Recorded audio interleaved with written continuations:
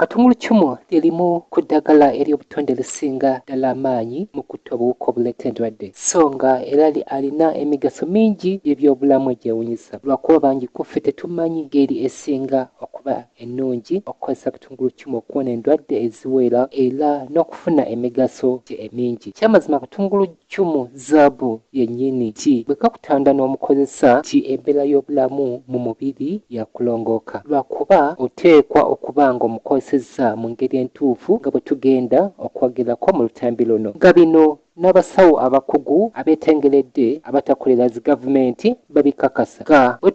twatandise katungulucumu lyerimu ku ddagala ery'obutonde erisinga amaanyi mu kutta obuwuka obuleeta endwadde era asobola okukozesebwa ku ndwadde eziwera ddala oba endwadde za bakitiriya oba vayirasi oba fango. Kimanyiddwa nti teri ddagala ddala lyonna mu malwaliro eririna ekisaanyizo kino kubanga ojja kusanga ng'empeke ez'ebika eby'enjawulo nga buli kika kikola ku buwuka bwa mulundi gumu gwokka, so nga katungulucumu asobola bulungi okukozesebwa n'okufutiza obuwuka obusirikiti obuleeta endwadde obw'ebika byonsatule gamba bakitiriya, vayirasi, fango era ng'akola mu maanyi agali ku ntikko. Naye engeri esinga obulungi okukozesa katungulucumu nsibuko y'amaanyi ey'ekirungo ekiyitibwa alsin era nga ekirungo kino kye kireeta katungulucumu okuba ng'awunya mu ngeri nga gy'awunyamu, teekako n'okuba ng'abalala n'okubalala kwe nga bw'abalala, nga kino kirungo ekirimu sulfa ate ono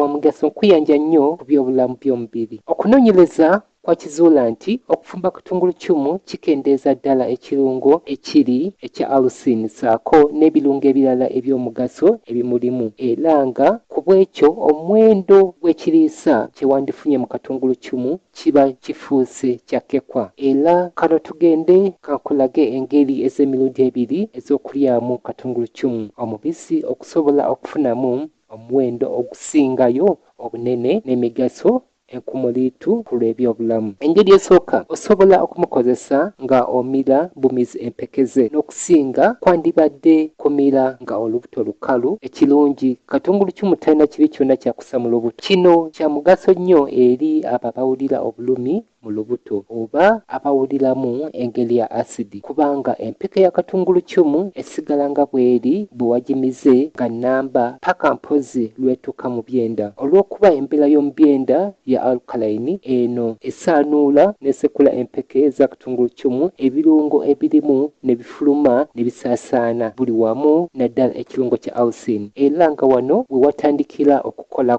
kwennyini kwa katungulucumu. N'atandika mbagirawo okubunya emiwabo buwuka tiriya, buvayirasi ne bufango nga kwotwalidde n'ebiwuka byennyini eby'omu lubuto gye biggweera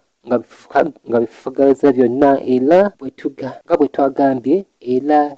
ayoza mu byenda eri abo abalina ebiwuka eby'omu lubuto ku mitendera gyonna kwe biri era nabo abalina endwadde ez'omukyenda. Abakugu bakyetegereza ne bakizuula nti katungulucumu ayamba okukendeeza obulumi n'okwokerebwa mu mubiri n'okuwagira okukola kw'ebitundu eby'enjawulo mu mubiri. Ekyo nga tekinnamumalira, ekirungo kya alsin bwe kituuka mu musaayi mu misuwa kiyitimusa obukuumi bw'omubiri eri endwadde saako n'okulwanyisa amasavu amabi agakwatira mu misuwa gy'omusaayi agayitibwa cholesterol. Engeri ey'okubiri yeeyo nga tulidde katungulucumu nga tumusekudde oba nga tumusazesaze obuweke obutono. Naye kiki ekibaawo ng'olidde katungulucumu omusekule oba ng'omugayiza? Bwe tulya katungulucumu omusekule oba nga tumugayiza, kye tusooka okusinkana kyekyo nga afulumya akawoowo ke n'okubalala kwe mu kamwa olw'ekirungo kya alsin okufuluma, nga kino kiba kikendeezezzaako kola kwe ku nkola ye. Lwakuba eky'omukisa omulungi oba aba afulumizza ebirungo bingi eby'obutonde nga ebimu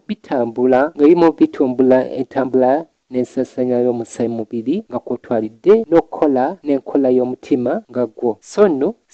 n'okukendeeza ku masavu amabi okuva mu musaayi n'ebirala. N'olwekyo ku lw'okusobola okufuna emiganyulo egisingira ddala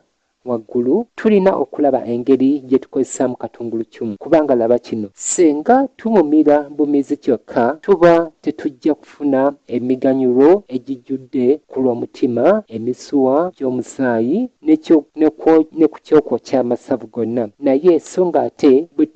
nga bwe twayogedde kirina emigaso emirala nga okukendeeza obulumi mu mubiri n'okukendeeza amasavu amabi mu musaayi so nga twagambye nti bwe tulya katungulukyumu nga musekule oba nga tumugayiza bugaaya ebirungo bingi ebirimu sulfa byafulumya ebitumbula entambula y'omusaayi n'omutima saako n'okulongoosa amasavu okuva ku kibumba n'olwekyo katungulukyumu omusekule ayitibwa mukalirizi w'amasavu agaba geetuumye ku bitundu ebikola emirimu egy'enjawulo mu mubiri naddala ekibumba n'olwekyo enkola zombiriri kitugwanira okuzikozesa wamu nga ze zino okumira empeke za katungulukyumu nga namba naddala ku makya nga tunalya kintu kyonna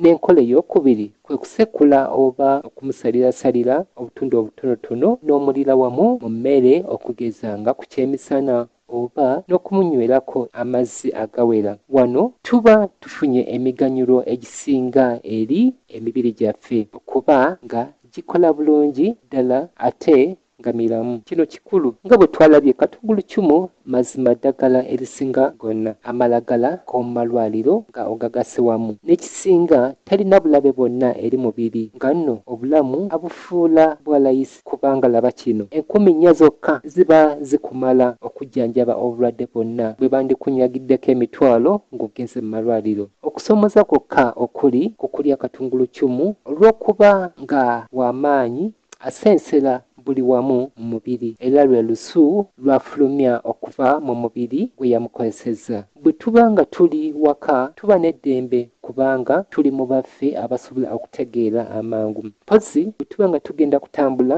kategeeza nga tugenda mu bantu abalala abatamanyi nti twamukozesezza wayinza obutabulawo beebuuza lusu olwo n'olwekyo nga tumaze okumukozesa n'omubiri okufuna emigaso gye okwanguyiriza okugoba olusu lwe okuva mu mubiri kuba kunywa caayi alimu entangawuzi eŋŋanda enka kiba kikola ab'emikwano tuyige okwekanika ffekka na ffekka tuwone eby'okututegeerera nga bwe batunyaga Good Heart Investment Ministries.